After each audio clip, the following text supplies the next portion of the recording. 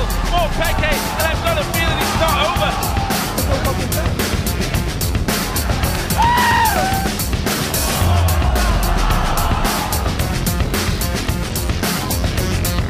Feudal picks up his 4th kill. Gambit looking to close this one out. 22 minutes on the clock.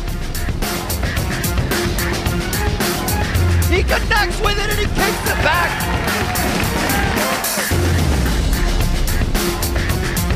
This is Gambit actually just outmaneuvering Vulcan right now. Oh, they throw the command shockwave. Here comes Zoe. Slingshots in. This will be Fnatic's game.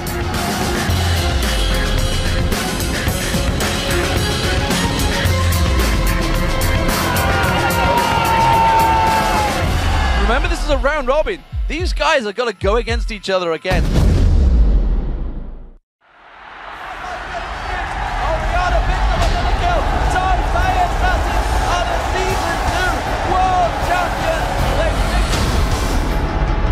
The road to the biggest event in esports begins right here.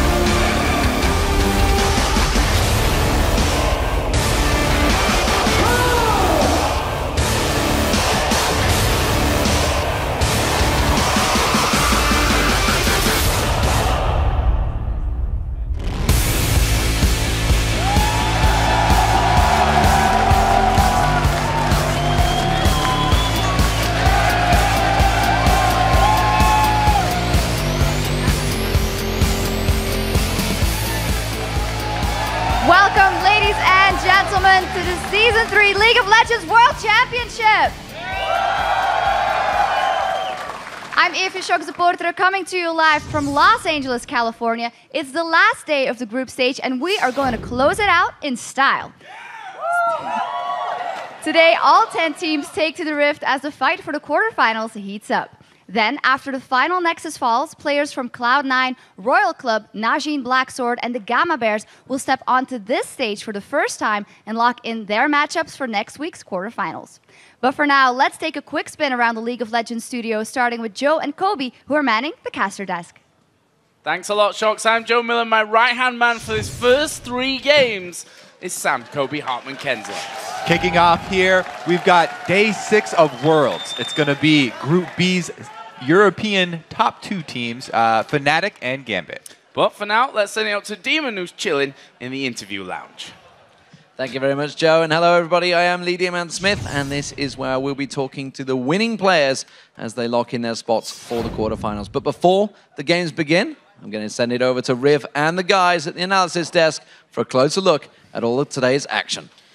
Thanks, D-Man. This is the final stop on the tour, and I'm Rivington Bism III along with Joshua Jat Leesman, and today we'll be holding it down here at the analyst desk with the help of our esteemed panel of experts, OGN Caster Monte Cristo, Evil Geniuses Crepo, and CLG's Double Lift. Gentlemen, welcome back once again. All right, before we move forward into today's matches, let's first be kind and rewind to yesterday's 5 Group A matches and watch as the 5th and 6th teams qualify for quarterfinals. Day 5 of the Season 3 World Championship kicked off with the Lemon Dogs Nuke Duck locking in Zed. But SKT's Faker had a plan. We'll counterpick you with Riven, and Riven's going to stomp on that matchup. Faker's going to want to fight Nuke Duck, and Nuke Duck's not going to like the results. Well... Oh, Super gets straight in. Oh, no! Faker's going to get caught out. Can he get taken down? Yes, he will!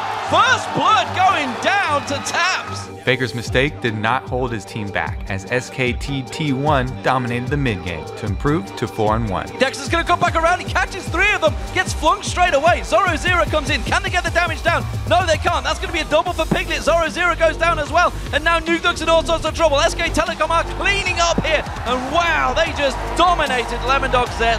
SK Telecom taking away their first game of the day here on day 5. The undefeated OMG were up next, and true to form, they controlled the mid-game through tower dives, this time with some help from Tivers. Alan here, passive pop, Big Pamela tanking out that turret. The turret itself is low. Oh, perfectly timed. True shot barrage comes across from San. San comes in just at the end, mop-up duty. It was a textbook win for OMG, who remained the only undefeated team in group play. Good shockwave once again, pulling him in. Alan here tries to follow it up, but it's not going to happen. Fizz diving on towards the fountain, towards Mazarin. He will lock that one up. Shadow Dash coming in towards Alan here. Oh, taking a pillar laser from the fountain. Not quite going to be enough. It's OMG that pick up themselves the second win of the day. It is day 5, and they are now 5-0. In the most anticipated match of the day, Team Solo Mid fought for their lives in a must-win game. He's coming straight in there, uses the exhaust on impact, but it's not going to be enough. Hasn't got the damage down, and impact. Is the tower damage going to come down? It just might do it. Requiem's going to come down. Yes, he does. Oh. Gets the double down the bottom. Goes down in there. Piglet's also going to go down. A Wild Turtle picks it up. Every time it looked like SKT T1 were about to pull ahead, TSM would have an answer. We see one going down. It was X Special. The odd one has to back away from this one. Reggie is in trouble. He's running for his life, but it's going to be a double for Impact and a 3-4-0. That's a 5v4 team, but here comes Wild Turtle. Spray and pray going down, but it's not going to be enough. He dodges the counter-strike. That's going to be 1 kill. Impact goes down. Mandu's going to be next. Can he get on towards him? No. He's going across wards. He's visible, but he's going to get away. It's a double kill with the poison tick. But SKT would finally run away with the win, all but securing their spot in the quarterfinals. Next Special gets locked up. He goes down. Spray and pray coming across, but the crescendo's going to work out. Reginald does get in. He gets Faker down. That's going to be another one. We see another support dropping on the back there. Wild Turn's going away. The Ignite will finish him off. Impact will pick up the kill. That will be the game for SK Telecom T1. The 3rd match of the day, and they go 2-0 for the day. The Lemondogs were in complete control against Gaming Gear, and Kassadin's ninja delivery system put this game away. Nukeduck pops his shield and gets another one. Seraph's Embrace into stand united, 100-0 in just under 2.5 seconds. Mazarin looking to go down here to 2 level 18s that want to party with him. And it looks like they got the Nexus in their eyes. Looks like they got the victory as well to go under the belt. Lemondogs picks up a clean and decisive victory. In the last game of the day, Loveland's Volibear got rolling early, and he could not be stopped. Special tries to get it out. They go for him. He was the one that got the kill. They want the money from him. They flash forward. He gets the roar down, and it goes to San. Oh, it's passive. Now Turtle. Turtle trying to get up. No, Turtle baited into the Volibear passive. He looks like to fight this one out chin to chin, but he goes down with double uppercut. TSM could not steal away a win, and OMG would secure the victory to improve their record to 6-0. The true shot barrage was very close, but it goes to Loveland. The odd one tries to get himself in, goes down as well. This one looks to be over. OMG clinches a spot, I believe, in the quarterfinals. That means they are 6-0 now in the group stage, and this was probably their best game so far. And with this now 30 games of League of Legends action in our rearview mirror, so let's now take a look at the Group A standings. OMG and SKT1 have locked in top 2 finishes. While their records are not finalized, their spots in the quarterfinals are. Yeah, rounding out Group A, it is the Lemondogs and TSM tied at 2-4, with Gaming Gear still looking to take down their first Nexus. All right, gentlemen, so give me your thoughts now. We're going to be talking about first the undefeated OMG. Guys, you know, there's a lot to talk about here. We'll keep it quick, but Chad, take it away. Yeah, OMG plays faster than anyone really expected them to, but more impressively, it's the way they are still unpredictable, because a lot of teams that are just overly aggressive teams can kind of wait and set traps, but that has not been successful for anyone against OMG. Yeah, and I think when I watch their games, it seems to be the Loveland and Cool show. These guys are really solid. They're consistent, and the most important thing is that they're consistent playmakers. Generally, when you look at people who play solid every game, they don't want to go for those big, aggressive plays like Faker does. But these guys, they always do it. Just look at the last game where Loveland just ran a train on Volibear. But I am really concerned for their bot lane. They had trouble against Xpecial and Turtle, who are really good. But if they went up against Prey and Kane, for example, I think they would also have like a hard time. Yeah, I mean, I'm a little bit concerned for their bot lane. Now, they haven't had to pull out any big secrets yet because they've had such an easy time in the group stages. But I'm a little concerned with Go going as well. He's had a fantastic performance so far, but I'd like to see him try and carry a little bit harder out of the top lane. It would dimensionalize their play a little bit. That said, Loveland is just sensational at this event, and his ganks have just been spot on, and he really helps build those early kills that allow them to finish out the game. So he's my guy to watch for sure. I totally have to agree. OMG is looking really strong. Their average game length is somewhere around 34 minutes. And a lot of these games are actually decided 5 or 6, 7 minutes even before they hit that. They close out the games really steadily, but they get so much advantage early into the game. They're playing so well so far. All right, and another team we have to talk about, obviously the second team to clinch that quarterfinal spot, SKT T1. Monty, how are you feeling about these guys? It's been back and forth. You're saying they always have the upper hand in the best of 3, and they seem to fare well in the best of 1s here, so it could be in their favor. Well, Koma did, we were talking about this yesterday, say that they had fixed their level 1 problems. He was kind of half right because we still saw that really atrocious Faker Bush play at level 1 that set him to an early deficit against the Lemon Dogs. But we'll see how they fare further on. I'm interested to see later today their game versus OMG. They've never actually lost a series except against Ozone. So if they go 0-2 here, OMG would be only the second team to ever beat them. Yeah, I mean, even though SKT is playing a little bit better right now, I still feel like they have a lot of exploitable weaknesses. They have a long way to go. I know coming into the tournament, a lot of us were thinking SK Telecom is the favorite to win. I'm starting to second-guess that after their group stage performance, but that might just be because they haven't ramped up yet. They do have a long way to go, but I see their slow improvement from game to game. Especially their first couple games was really shaky. That you saw them lose horribly to OMG in the early game, and then you saw them lose horribly to TSM as well, just strategically. But then I see them fix their problems. You can't make drastic changes game by game, but I see it. It's like still slow and steady. I think by the time they make it to quarters or semis, they're going to be looking really, really strong. While they have fixed some of their issues, they still drop the conceptual ball once in a while, especially with the 3v1 dives. It's still not on point. And yes, we can say they're improving, but then look at OMG. They don't even have to improve because they're already so good. Of course, Monte Cristo agrees that SKT1 still is the best one because Korean Hype Train. But I believe SKT1 can actually reach a higher level than OMG if they work on all of their issues. All right, and really moving on here, before we get to SKT and Group A, the 5 teams of Group B will take to the Rift, so let's check out the standings heading into their matches. Up first, in first place, it's European Season 3 champions Fnatic with their EU LCS league mates Gambit, just 1 game back at 4-2. In third place, it is a tie between Vulcan and Ozone, while Philippines team Mineski round out the standings. And that's the way the standings look for now. But with 5 more games to go, the team's positions are not locked in just yet. While Fnatic needs only 1 more win to guarantee themselves a top 2 finish and a trip to quarterfinals, the race for second place is a lot closer than you might think. So who might be this race for second place, Monty? Well, we still have, Gambit, Ozone, and Vulcan still up for grabs here, and that's why this first game that we're going to be seeing today is so important. Of course, we'll talk about that in a little bit, but out of the 3 teams, Ozone does have the softest schedule going up against Vulcan and Mineski, just looking at what's happened so far in this group.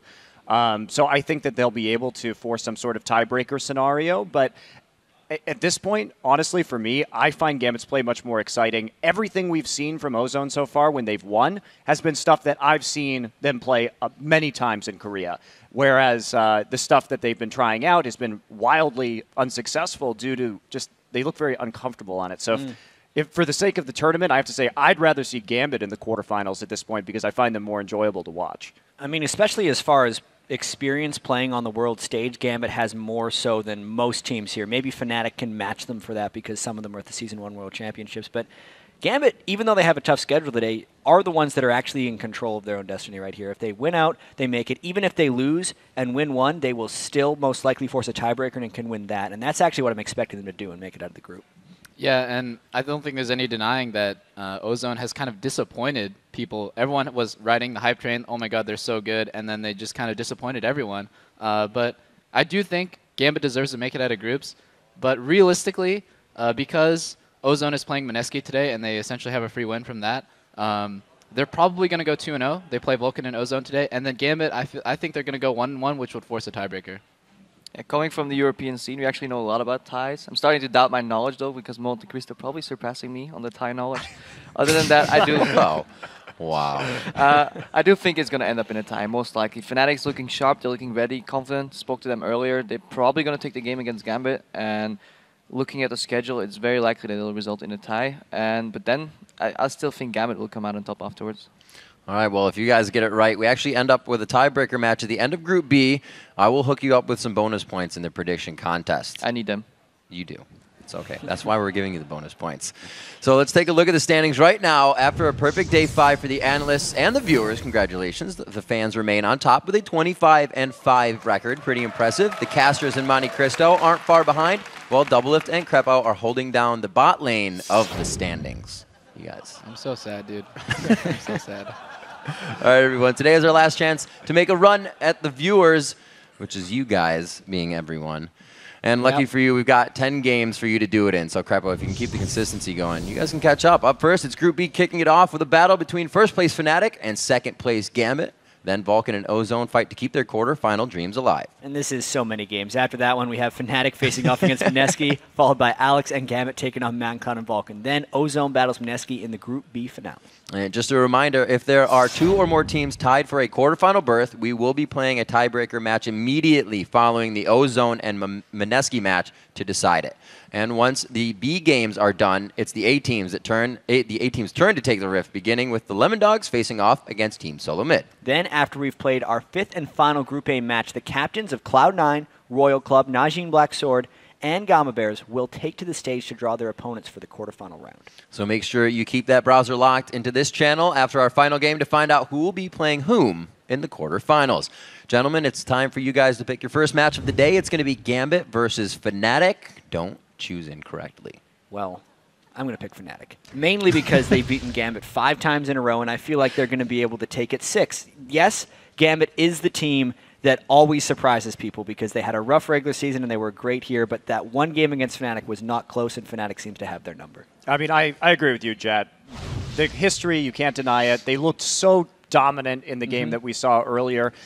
That said, Gambit does have, something to play for here. They always do. But we'll see. But I honestly want to see Fnatic take it and think they will. But I really want to see this tiebreaker just for the sake of epicness.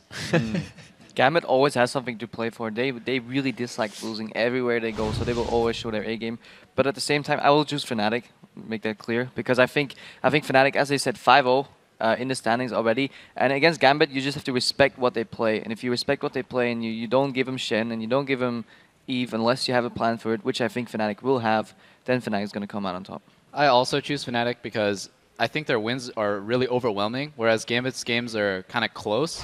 I don't think there's really any denying that Fnatic is really solid. Their play is super clean, and especially their versatility. They've shown they can play so much stuff, whereas Gambit, not so much.